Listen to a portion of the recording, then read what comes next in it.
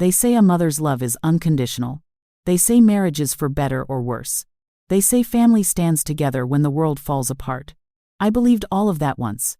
I believed it so deeply that I sacrificed everything: my career, my dreams, my identity, to build a life for people who saw me as nothing more than a servant in my own home. My name is Stephanie Matthews, and I'm about to tell you the story of how the two people I loved most in this world, my husband Marcus and my son Jordan, walked into a courtroom expecting to destroy me, only to discover that the woman they'd underestimated had been 10 steps ahead all along.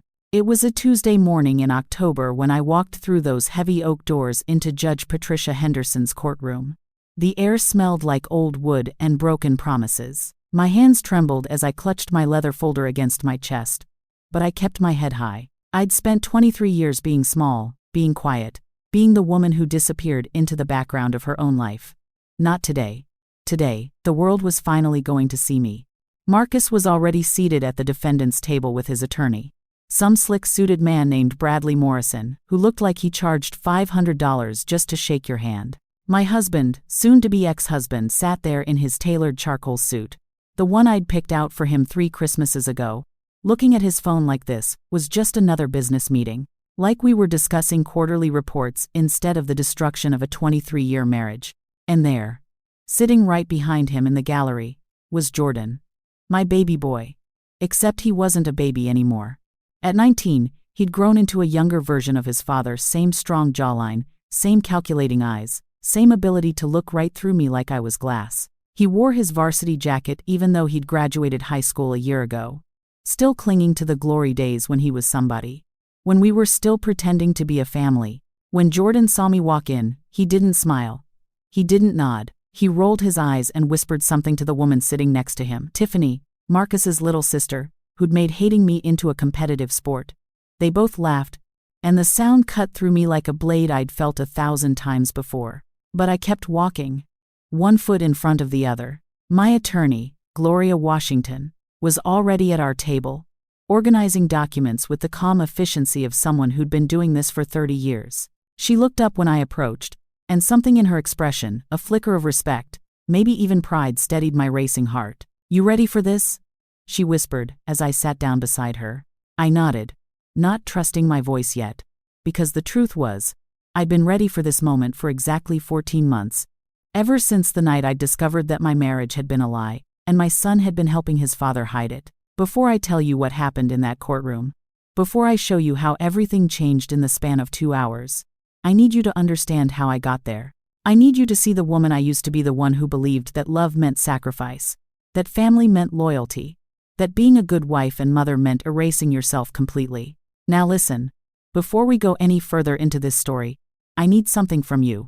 If you're sitting there, feeling this in your chest, feeling that anger and anticipation rising up because you just know that people like Marcus and Jordan exist in this world, then I need you to do something for me. Hit that subscribe button right now, because this channel is for us, for the women who've been underestimated, overlooked, and pushed aside. The women who decided one day that enough was enough. And baby, we're just getting started. While you're at it, go ahead and smash that like button, because this story is going to take you on a journey, and I promise you, the destination is worth it. And drop a comment, tell me where you're watching from. Are you in Atlanta, Chicago, Lagos, London? I want to know where my sisters are, because we're building a community here, a place where our stories matter, where our voices are heard, where we remind each other that we are not invisible. We never were. They just wanted us to believe we were. Now let's get back to how I proved them all wrong. 23 years earlier, I met Marcus Matthews at a community college in Durham, North Carolina. I was 20 years old, studying to be a civil engineer, the first person in my family to even dream of such a thing. My grandmother had cleaned houses her whole life. My mother had worked double shifts as a nurse's aide. But me, I was going to build things, design things, create structures that would stand long after I was gone. Marcus was different back then, or maybe I was just too young to see who he really was. He was charming, ambitious, working toward his business degree while playing semi-pro basketball on the weekends. When he smiled at me across the library that first time, I felt like I'd been chosen for something special. Like out of all the girls on campus, he'd seen something in me worth pursuing. We dated for 2 years before he proposed.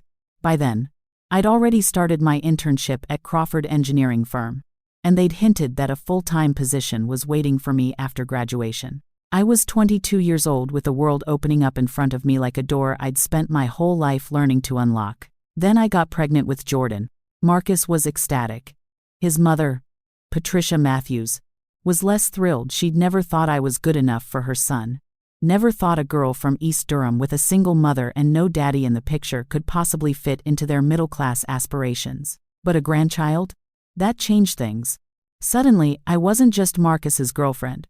I was the mother of the Matthews heir. "You'll finish school later," Marcus had said, holding my hand across the table at the Olive Garden where he'd taken me to celebrate.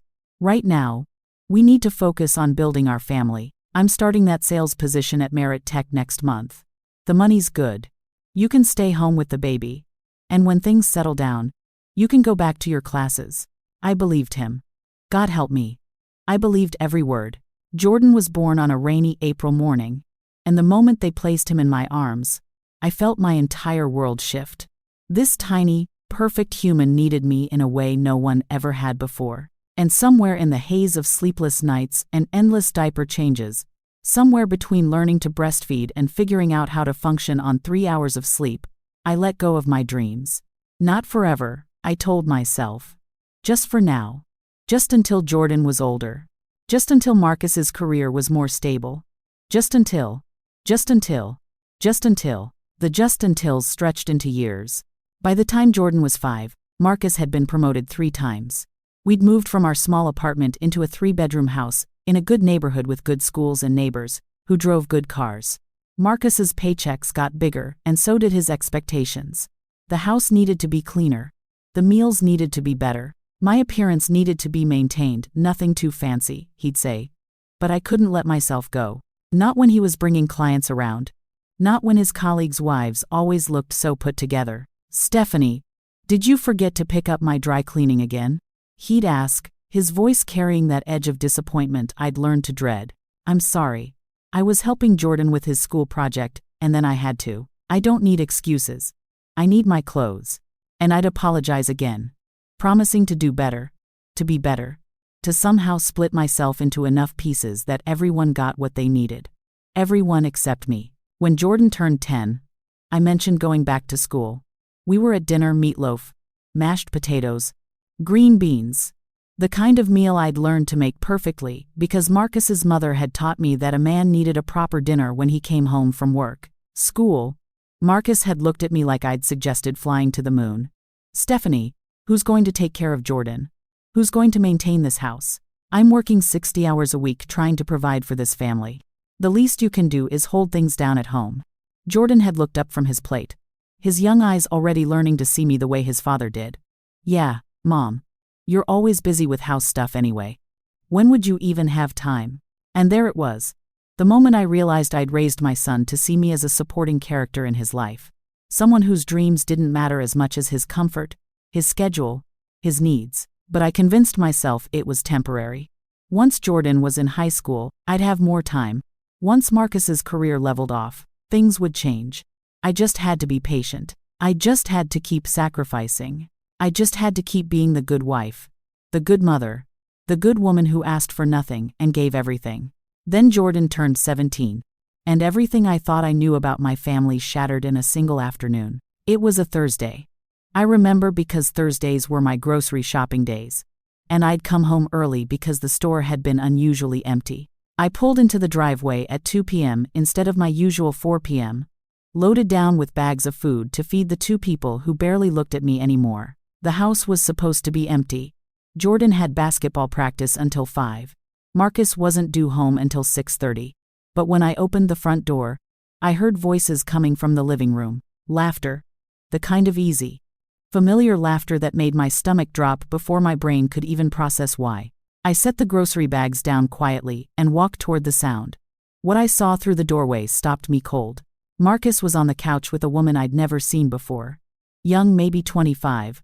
With long honey-colored hair and legs that seemed to go on forever beneath her short skirt. She was sitting so close to him that they might as well have been one person. His hand was on her thigh. Her head was on his shoulder. and they were looking at something on his laptop, laughing like they'd done this 100 times before. Janet's going to lose her mind when she sees the contract numbers, the woman was saying. You're brilliant, Marcus. Absolutely brilliant. I couldn't have done it without you, Simone, he replied. And the way he said her name, soft, intimate, possessive, told me everything I needed to know about how long this had been going on. I must have made a sound, a gasp, a whimper, something, because Marcus's head snapped up. For one frozen second, our eyes met, and I saw it. Not guilt, not remorse. Annoyance. Like I was a child who'd walked in on adult business, interrupting something important with my inconvenient presence. Stephanie. He stood up quickly, but he didn't move away from Simone. You're home early. That's what he said. Not I'm sorry. Not this isn't what it looks like. Just a statement of fact, delivered with the same tone he'd used to comment on the weather. Who is this? I heard myself ask, my voice sounding strange and distant, like it was coming from someone else's body. This is Simone Carter. She's my new business partner. We're working on the Meritech expansion project. Business partner. The words hung in the air between us, and we all knew they were a lie. But Marcus said them with such confidence, such certainty, that for a moment, I almost believed him. Almost convinced myself that I was crazy. That I was seeing things that weren't there. That I was being a jealous, suspicious wife instead of a woman whose instincts were screaming that her marriage had been a lie for God knew how long. Simone stood up, smoothing her skirt with manicured hands. I should go. We can finish this discussion tomorrow, Marcus. She grabbed her purse and walked past me without a word, her expensive perfume trailing behind her like proof of everything I'd never been. The front door closed. Marcus and I stood there in the living room we'd furnished together, in the house we'd bought together, surrounded by the life we'd built together, and I waited for him to say something. To explain, to lie, to do anything other than what he actually did. He picked up his laptop and headed toward his home office. I've got work to finish. Dinner at 7. And he just walked away. Like nothing had happened. Like I was too stupid to understand what I'd seen. Like my feelings, my questions, my entire existence mattered so little that he didn't even need to pretend to care. I stood there for a long time, grocery bags still by the front door, mind racing through every late night at the office, every business trip, every time he'd come home smelling different, looking different, being different.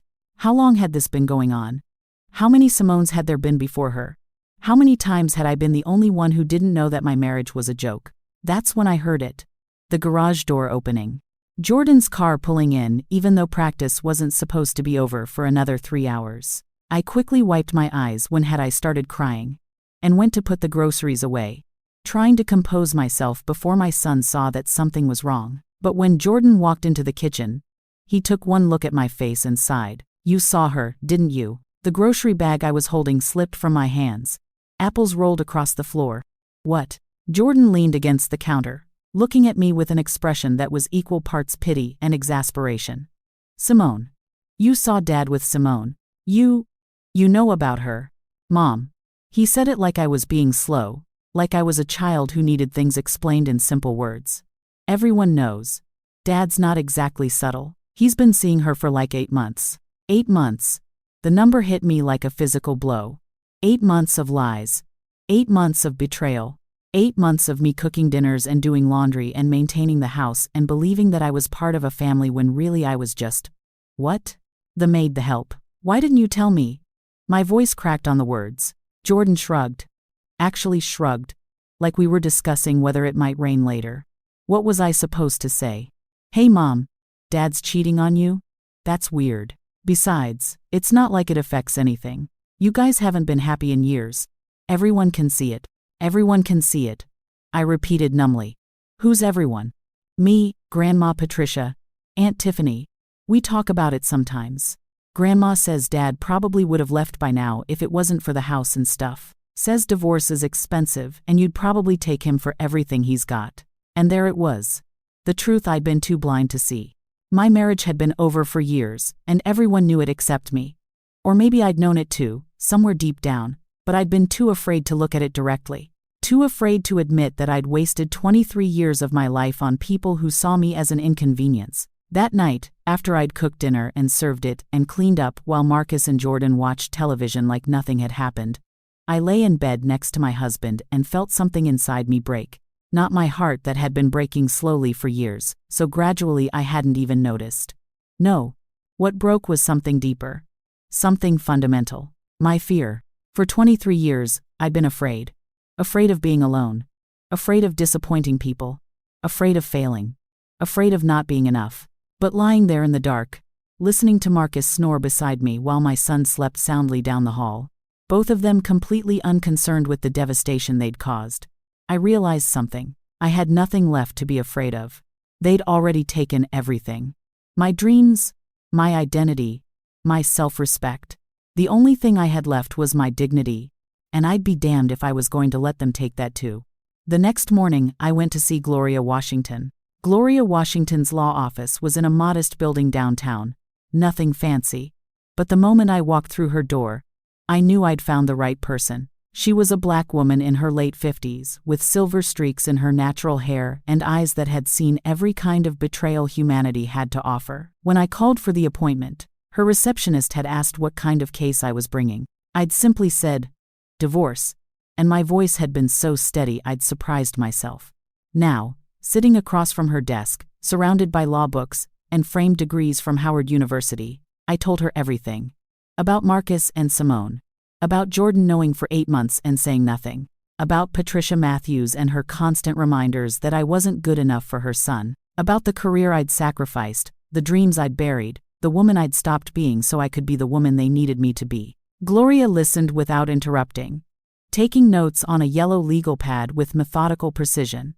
When I finally finished, my throat raw from talking and fighting back tears, she set down her pen and looked at me with an expression I couldn't quite read. How much do you know about your family's finances? She asked. I blinked, confused by the question. I don't know. Marcus handles all of that. He gives me money for groceries and household expenses. But the bank accounts, investments, retirement funds, I've never really been involved in any of that. Do you work outside the home? No. Not since Jordan was born. So, for 19 years. You've been a full-time homemaker while your husband built his career. Yes. Gloria made another note. And the house you live in whose name is on the title, I assume both of ours. We bought it together. You assume. She looked up at me. Stephanie, I'm going to ask you to do something. And I need you to trust me. I need you to go home and find every financial document you can. Bank statements, tax returns, property deeds, investment portfolios, credit card statements. I need you to photograph everything with your phone and email it to me. Can you do that? Yes. But why? Because in my experience, men who cheat are often hiding more than just affairs. And women who've been kept in the dark about finances are usually in for some very unpleasant surprises. She leaned forward, her voice gentle but firm. I need to know what we're dealing with before we make any moves. Can you get me those documents without Marcus knowing? That's when I understood. This wasn't just about ending a marriage. This was about uncovering the truth about a life I'd been living without ever really seeing it clearly. For the next 2 weeks, I became a detective in my own home. Every time Marcus left for work and Jordan was at school or out with friends, I searched. I found keys to filing cabinets I'd never known we had. I discovered a safe in Marcus's closet hidden behind his shoe rack. The combination was Jordan's birthday, because of course it was. Inside that safe, I found documents that made my blood run cold. Bank statements showing accounts I'd never heard of. Investment portfolios worth hundreds of thousands of dollars. Property deeds for a condo downtown. The address made me sick when I looked it up online and saw it was in the same building where Simone worked. Tax returns from the past 5 years that showed Marcus making 3 times what I'd thought he earned. And most damning of all, a prenuptial agreement I'd never signed, never even seen, with my signature forged at the bottom. I photographed everything with shaking hands and sent it to Gloria in encrypted emails, using a new account Marcus didn't know about. With each document I uncovered, the picture became clearer. Marcus had been preparing for this divorce for years. The forged prenup was dated 3 years ago, right around the time Jordan had started high school. The downtown condo had been purchased 2 years ago, probably for Simone, or whoever had come before Simone. The hidden accounts held money that should have been marital assets. Money that I'd helped him earn by maintaining his home and raising his child while he built his empire. He'd been planning to leave me with nothing. And he'd been stupid enough to leave evidence of it all in a safe he thought I'd never find. When I met with Gloria again, she spread the documents across her conference table like pieces of a puzzle finally coming together. "This is fraud," she said quietly. "The forged prenup alone is grounds for criminal charges. The hidden assets, the property purchased with marital funds without your knowledge or consent. Stephanie, your husband has been systematically stealing from you for years. What do I do?" I asked, and I was surprised by how calm my voice sounded. The fear that had paralyzed me for so long had been replaced by something else. Something harder. Something that tasted like justice. "First, we file for divorce. But we don't tell him what we know. We let him think you're just the scorned wife looking for a fair settlement. Let him bring out his forged prenup. Let him hide his assets. Let him lie under oath." Gloria's smile was sharp as a blade. "And then we destroy him in court. He has Jordan," I said softly. "My son. He'll testify for his father. He already thinks I'm pathetic. He'll tell the judge I was a terrible mother, that I don't deserve anything. Then we'll be ready for that too." Gloria squeezed my hand. "Stephanie, I've been doing this for 30 years. I've seen strong women reduced to nothing by men who underestimated them. But I've also seen women rise from those ashes and take back everything they were owed. The question is, which woman are you going to be?" I thought about the girl I'd been at 20. Standing in Crawford Engineering with dreams of building skyscrapers. I thought about the woman I'd become at 43. Someone I barely recognized. Someone who'd learned to make herself small so others could feel big. And I thought about the woman I wanted to be when this was all over. "I'm going to be the woman who wins," I said. The next 6 months were the hardest of my life. I had to continue living in that house, sleeping in that bed, cooking those dinners, pretending everything was normal, while building my case piece by piece. Marcus barely noticed the difference. I'd been invisible to him for so long that my quiet fury just looked like my usual silence. But Jordan noticed. My son had always been perceptive, even when he used that perception to be cruel. "You're different," he said one night when I was cleaning up after dinner. Marcus had already retreated to his office, probably to video chat with Simone or whoever had replaced her by then. "Different how?" I asked, scrubbing a pot with more force than necessary. "I don't know. Quieter. But not in the normal way. He paused, searching for the word. "In a scary way." I looked at my son, this boy I'd grown inside my body, this child I'd nursed and raised and sacrificed everything for, and I saw a stranger. Someone who'd learned from his father that women were disposable, that mothers were servants. That love was something you gave only when it benefited you. "I'm not scared anymore," I told him. "That's the difference." He frowned, not understanding, and went to his room. I finished the dishes alone, as I'd done 1,000 times before. But this time I wasn't crying. This time I was counting down the days until I could finally stop pretending. Gloria filed the divorce papers on a Monday morning in March. Marcus was served at his office, in front of his colleagues and his secretary, and probably Simone too, if she was still around. I wasn't there to see it, but I imagined the look on his face when he realized his docile wife had finally found her spine. He came home that night with the papers in his hand and thunder in his eyes. I was making dinner chicken parmesan, his favorite, because even in my rebellion I couldn't quite break the habit of trying to please him. "What the hell is this?" He threw the papers on the kitchen counter. I didn't flinch. I'd spent 6 months preparing for this moment. "I'm divorcing you, Marcus." I thought that was obvious. "On what grounds?" "Adultery, fraud. Take your pick." He laughed, actually laughed. "Fraud? Stephanie, you don't know anything about our finances. You've never worked a day in our marriage. You think some judge is going to take your word over mine. I think a judge is going to be very interested in the forged prenuptial agreement you created 3 years ago. The one with my signature that I never actually signed. The one that's supposed to leave me with nothing when you divorce me." The color drained from his face. "You went through my things. I went through our things. In our house. That I helped pay for by raising our child and maintaining our home while you built your career." I turned off the stove and faced him fully. "Did you really think I wouldn't find out? Did you think I was that stupid?" "You're making a mistake," he said, and his voice had shifted from angry to threatening. "You have no money, no job, no prospects. You're 43 years old with no work experience. You divorce me, and you'll end up with nothing anyway. No lawyer is going to fight for you when they see how little you're worth." "You're wrong," I said simply. "Gloria Washington is already fighting for me. and she's very good at her job. That's when Jordan walked into the kitchen. He'd been upstairs supposedly doing homework, but I knew he'd been listening. He always listened when there was drama he could weaponize later. "Mom's divorcing you?" he asked Marcus, ignoring me completely. "Your mother is having some kind of breakdown," Marcus said. "She'll come to her senses." "I'm standing right here," I said quietly. "You could talk to me instead of about me." Jordan finally looked at me, and the contempt in his eyes was so familiar it didn't even hurt anymore. "This is stupid. You're going to ruin everything because Dad made some mistakes?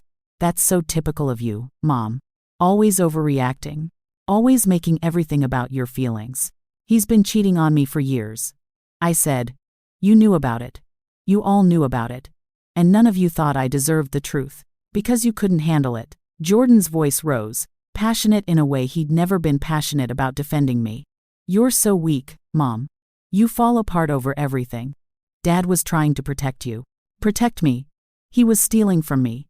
He forged legal documents to make sure I'd get nothing when he finally decided to leave. So what?" Jordan threw his hands up. "You didn't earn any of it anyway. Dad's the one who works. Dad's the one who built this life.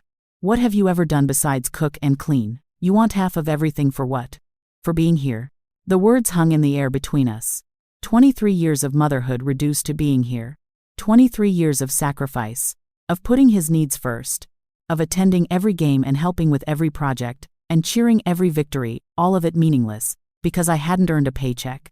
"Get out," I said. "What?" "Get out of my kitchen. Both of you. Get out of my house." Marcus stepped forward. "This is my house, Stephanie. I bought it. My name is on the deed."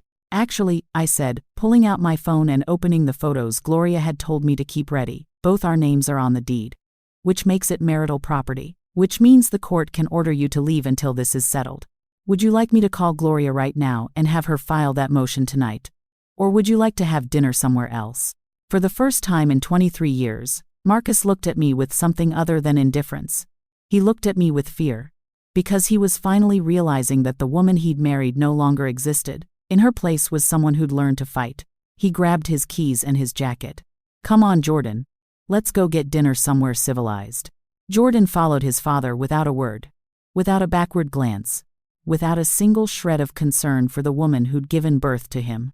The front door slammed, and I was alone in the house that had been my prison for 19 years. I turned off the chicken parmesan and threw it in the trash. Then I poured myself a glass of wine, the expensive kind that Marcus saved for special occasions that never included me, and I sat on the back porch and watched the sun set over the yard I'd maintained for 2 decades.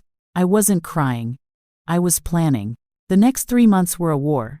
Marcus hired Bradley Morrison, the most expensive divorce attorney in the state, the kind of lawyer who specialized in destroying wives and protecting assets. They came at me with everything claims that I was mentally unstable, that I'd been a negligent mother, that I'd contributed nothing to the marriage and deserved nothing from it. Jordan gave a deposition that made me sick to read. My son, the boy I'd rocked to sleep every night for the first 2 years of his life, the child I'd nursed through every illness and celebrated through every triumph, sat in a lawyer's office and told them I was a bad mother.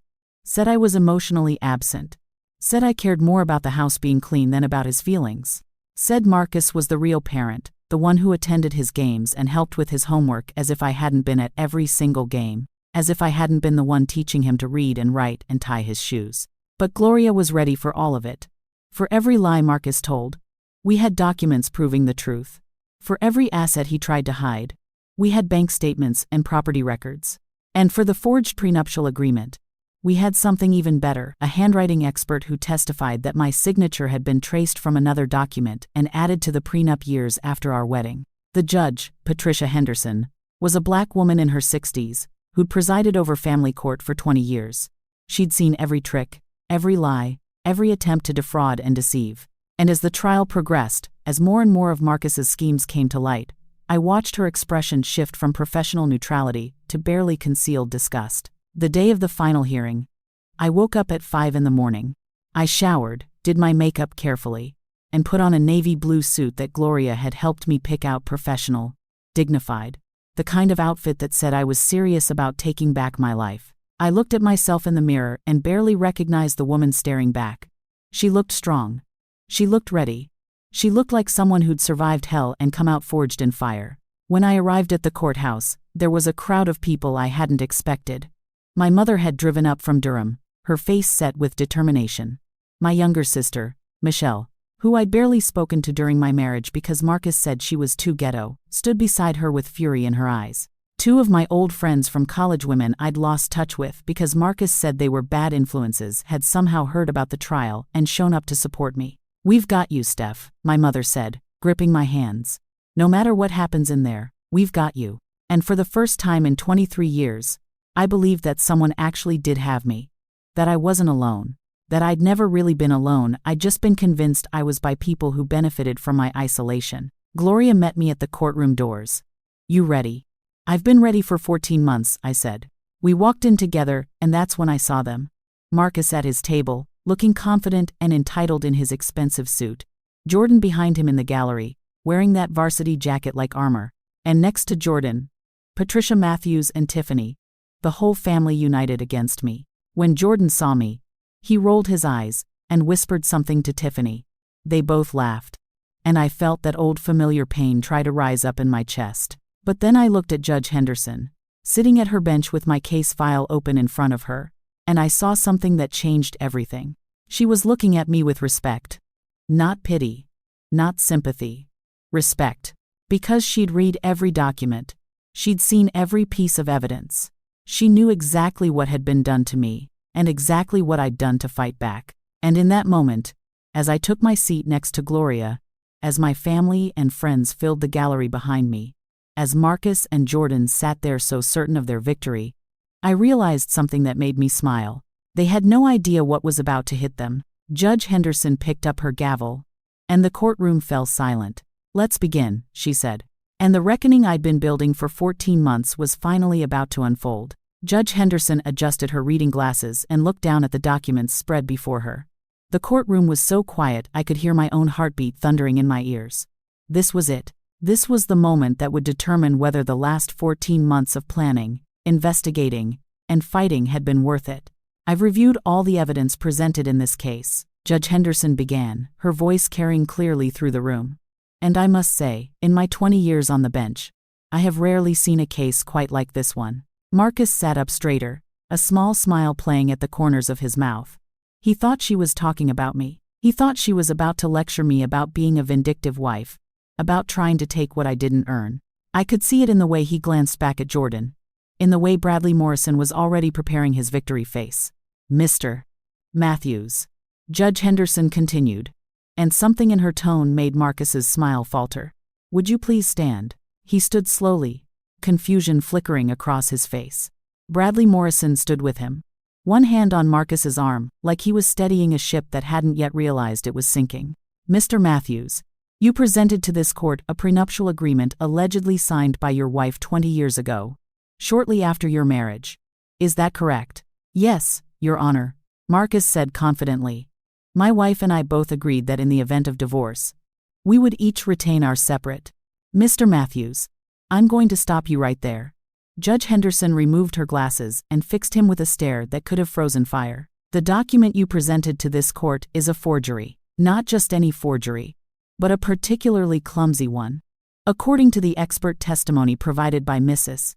Matthews's attorney, your wife's signature on this document was traced from her signature on your son's birth certificate and added to this prenuptial agreement approximately 3 years ago." The color drained from Marcus's face, behind him.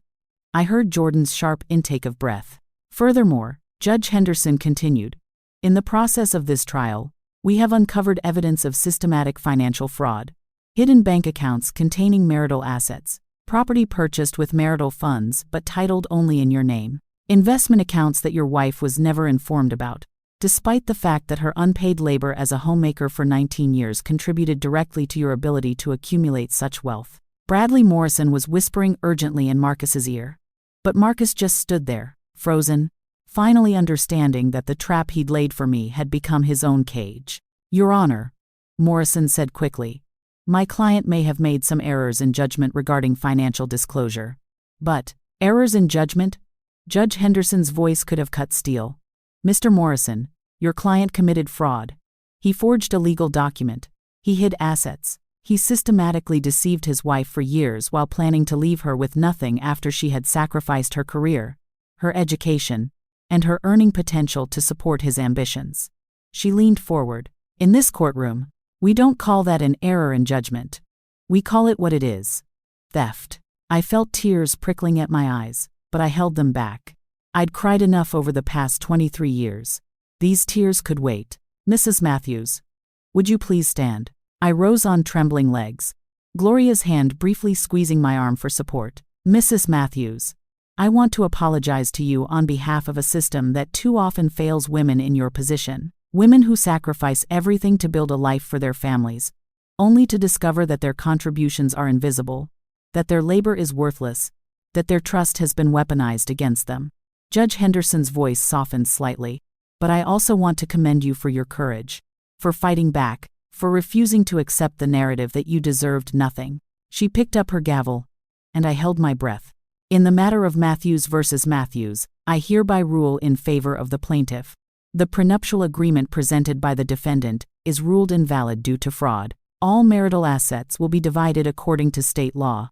She paused, looking directly at Marcus.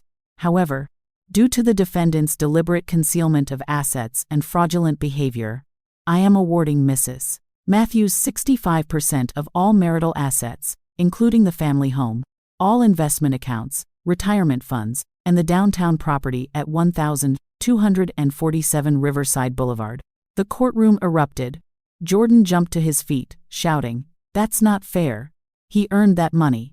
Patricia Matthews was clutching her chest like she was having a heart attack. Tiffany was yelling something I couldn't hear over the noise.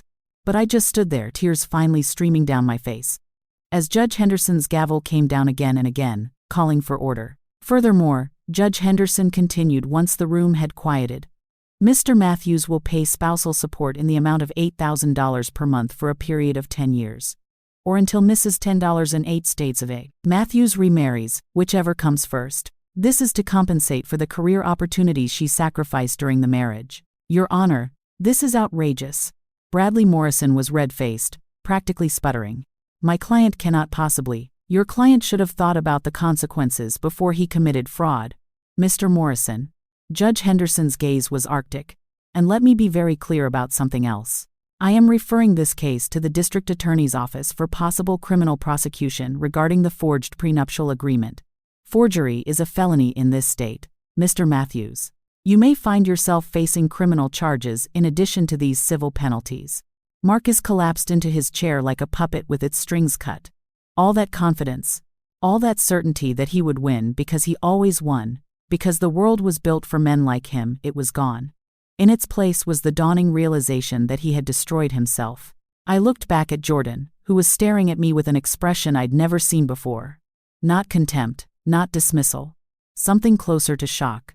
Maybe even fear. Because his mother, the woman he'd written off as weak and worthless, had just eviscerated his father in open court. This court is adjourned, Judge Henderson said, bringing down her gavel one final time.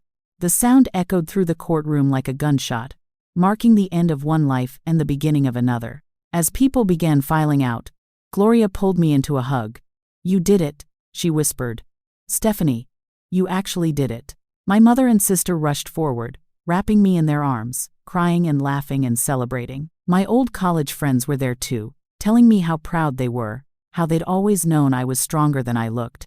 I glanced over their shoulders and saw Marcus being led out by his lawyer, his face gray, his shoulders slumped. He looked like a man who'd aged 10 years in 10 minutes.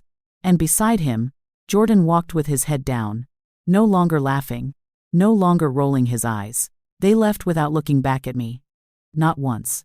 Part of me thought I'd feel satisfaction in that moment. Victory. Some kind of vindication that would erase all the years of pain. But what I actually felt was something else entirely. Relief. Not because I'd destroyed them, but because I was finally free. Free from the prison of trying to be enough for people who would never see my worth. Free from the exhaustion of making myself small so others could feel big. Free from the lie that my value was measured by how well I served, how quietly I suffered, how completely I disappeared. For the first time in 23 years, I was free to just be Stephanie. Not Marcus's wife. Not Jordan's mother. Just me. And I had no idea who that was yet. But I was finally going to get the chance to find out. 3 months after the trial, I moved into a modest 2-bedroom apartment in a neighborhood I'd always loved but Marcus had said was too urban. I furnished it slowly, carefully, choosing each piece myself without asking anyone's opinion. The couch was purple because I'd always loved purple. The artwork on the walls was from local Black artists whose work spoke to me. The kitchen was small but mine, and I cooked whatever I wanted, whenever I wanted, for however many people I chose to invite. The settlement money had come through $2.3 million once all the assets were divided and liquidated. It wasn't the hundreds of millions you hear about in celebrity divorces, but it was more money than I'd ever imagined having. More importantly, it was mine, earned through 2 decades of invisible labor that a judge had finally deemed valuable. Gloria helped me set up a trust to protect it, taught me about investments and financial planning, introduced me to a wealth manager who specialized in helping women rebuild after divorce. For the first time in my adult life, I understood my finances. I knew where every dollar was, what it was doing, how it was growing. And then I did something I'd been dreaming about for 23 years. I enrolled in school. Not community college this time.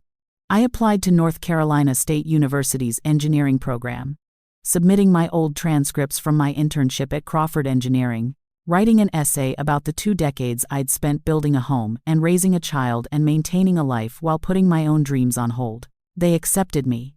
Full scholarship for adult learners returning to education. I would start in the fall semester, and by the time I was 47, I'd have my degree in civil engineering. I cried when I got the acceptance letter, sat in my purple-couched living room with the letter in my hands and sobbed like I'd been holding it in for decades. Because I had been. My mother brought over champagne to celebrate. Michelle came with flowers. My old college friends took me out to dinner and toasted to the phoenix rising from the ashes. But there was one person who didn't call, didn't text, didn't acknowledge my acceptance or my new apartment or the life I was building. Jordan. I hadn't heard from my son since the trial. He'd moved in with Marcus and Patricia, the 3 of them circling the wagons against the woman who'd destroyed their family. I'd sent him a text when I moved, giving him my new address in case he wanted to visit. He'd read it, the little checkmark told me so, but never responded. It hurt. I won't lie and say it didn't. You don't stop loving your child just because they've chosen to hate you. You don't stop hoping that one day they'll see the truth, that they'll understand, that they'll come back. But I also learned that I couldn't build my new life around that hope. I couldn't make myself small again, couldn't dim my light, couldn't stop pursuing my dreams just because my son might be angry about it. So, I moved forward. I registered for classes. I bought textbooks and engineering supplies. I joined study groups with students half my age, who called me Miss Stephanie with respect in their voices. I discovered I was good at this. Better than I'd been at 20.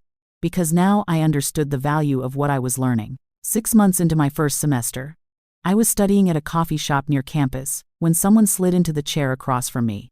I looked up, ready to politely tell whoever it was that the seat was taken, and found myself staring at Jordan. He'd changed, lost weight, maybe, or just carried himself differently. The cockiness that had defined him for so long seemed to have faded, replaced by something that looked like exhaustion. "Hi, Mom," he said quietly. For a moment, I couldn't speak, couldn't breathe. My son, my baby, the child I'd grown inside my body and nurtured and loved even when he'd given me every reason not to, was sitting across from me for the first time in 9 months. "Hi, Jordan," I finally managed. We sat in silence for a long moment. I didn't know what to say, didn't know if I should be angry or relieved or guarded. So I just waited, letting him be the one to break the silence this time. "I saw your Facebook post," he said, "about making Dean's List. I'd posted about it because I was proud. 43 years old and pulling a 3.9 gigapascals in one of the toughest programs at the university." My mother had commented with a dozen heart emojis. Michelle had written, "That's my sister." My study group friends had celebrated with me. But I hadn't heard from Jordan. "Thank you," I said carefully. "I also saw that you're working with some engineering firm part-time. Doing drafting work?" Crawford Engineering. The same firm where I did my internship 23 years ago. They needed someone with CAD experience, and I needed the practical application. I closed my textbook. "How did you know about that?" "I've been following your Facebook. And your Instagram. I've seen everything. Everything. The photos of my apartment.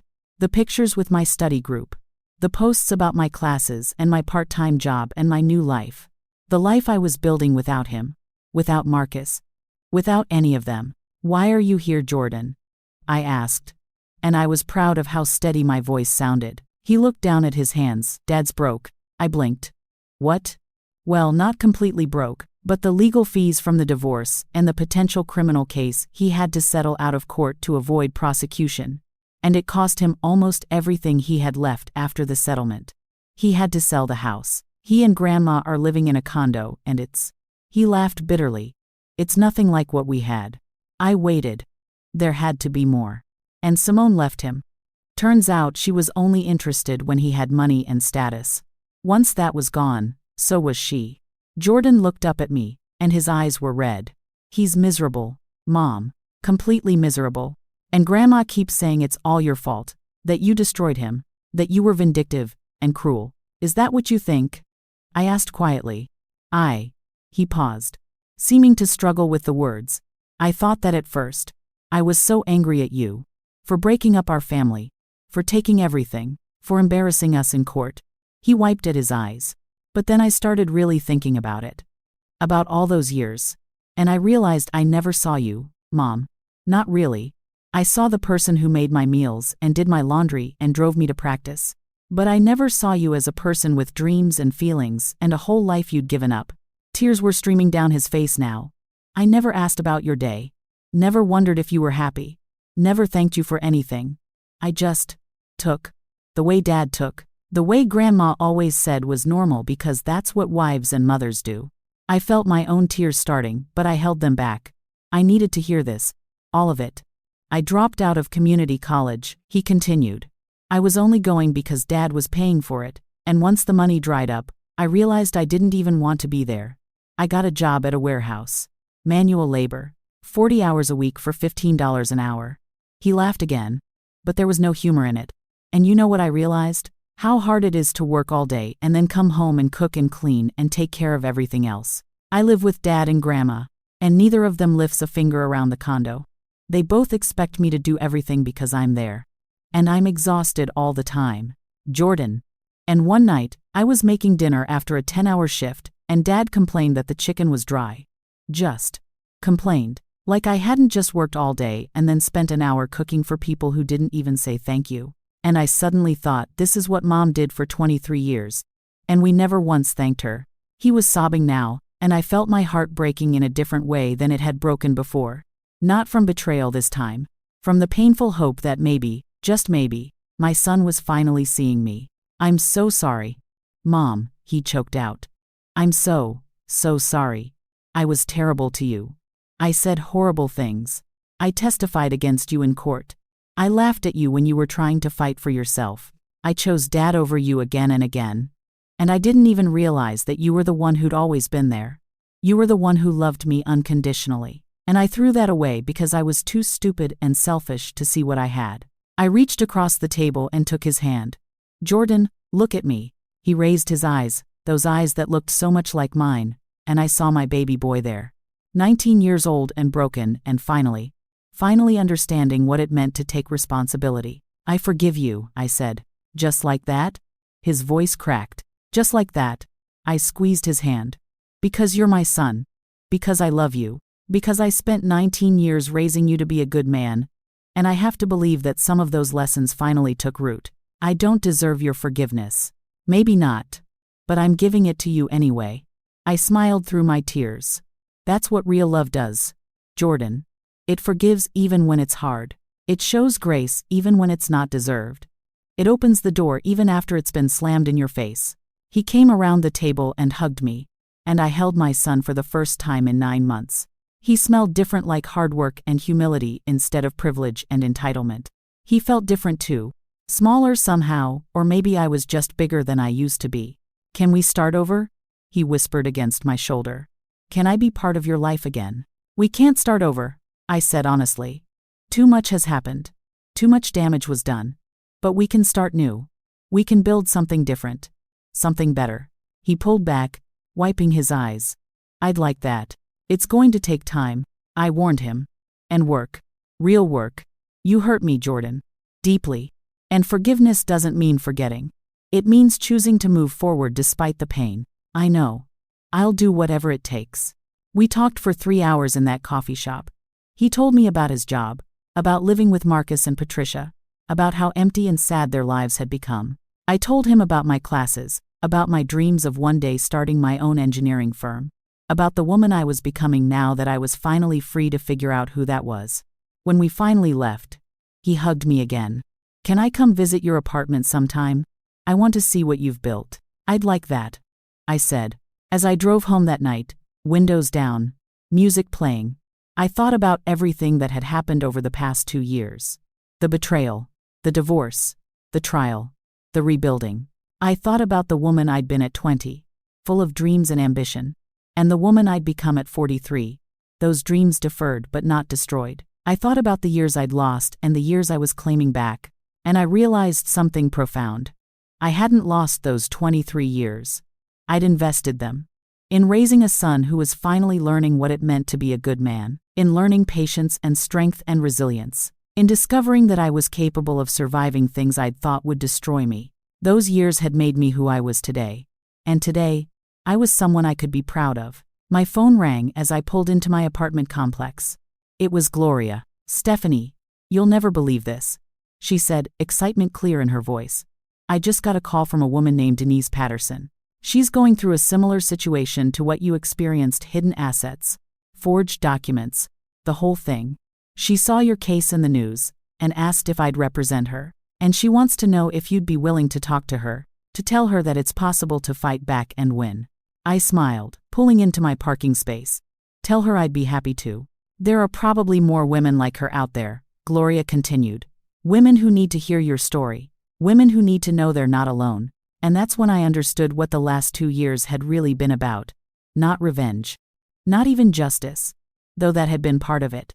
It had been about reclaiming my voice, about refusing to be invisible anymore, about proving that a woman's worth isn't measured by how quietly she suffers or how completely she sacrifices herself. It had been about becoming the kind of woman who could walk into a courtroom and face down the people who'd tried to erase her, and walk out victorious. The kind of woman who could inspire others to do the same. I thought about that moment in the courtroom when Jordan had rolled his eyes and the judge had looked at me with respect. That moment when everything shifted. When the narrative changed from me being the victim to me being the victor. That was the moment I'd been working toward for 14 months. But it was also the moment I'd been working toward my entire life, the moment when I finally understood that I was worthy of respect, of dignity, of a life that I chose for myself. "Tell Denise to call me any time," I said to Gloria. "And if there are other women who need to hear this story, I'll tell it as many times as necessary, because that's what we do. We women who've survived, who've fought back, who've refused to accept the narrative that we don't matter. We reach back and pull others forward. We share our stories. We light the way for those still in the darkness." As I walked into my apartment that night, I looked around at the life I'd built. The purple couch, the artwork, the textbooks scattered across the dining table, the acceptance letter from NC State framed on the wall. This was mine. All of it. Earned through courage and determination, and the absolute refusal to let anyone else define my worth. I was 43 years old, a first-generation college student again, working part-time and studying full-time, living in a modest apartment and building a life from scratch. And I had never been happier, because I had learned the most important lesson of all. You can survive betrayal. You can survive loss. You can survive years of being invisible and underestimated and taken for granted. But more than surviving, you can rise. You can reclaim what was taken from you. You can build something new and beautiful from the ashes of what was destroyed. You can become the woman you were always meant to be. And when you finally stand in that courtroom, or that office, or that moment of truth, where everything hangs in the balance, and the people who underestimated you realize they've made a terrible mistake, that moment won't feel like revenge. It'll feel like justice. It'll feel like freedom. It'll feel like finally coming home to yourself. My husband and son rolled their eyes when I entered that courtroom. They saw a woman they'd spent years diminishing, dismissing, erasing. But Judge Henderson saw the truth. She saw a woman who'd fought back against impossible odds. A woman who'd gathered evidence, built a case, and refused to accept the narrative that she deserved nothing. She saw me, really saw me. Maybe for the first time in 23 years, someone looked at me and saw not what I could do for them, but who I actually was. And that made all the difference. So to every woman reading this, every woman living in the shadow of someone else's expectations, every woman who's been told she's not enough or too much, or somehow wrong for wanting more than what she's been given, I want you to know something. You are worthy. Your dreams matter. Your voice deserves to be heard. And the life you've been told to accept isn't the only life available to you. You can fight back. You can win. You can build something beautiful from the ruins of what was destroyed. I know because I did it.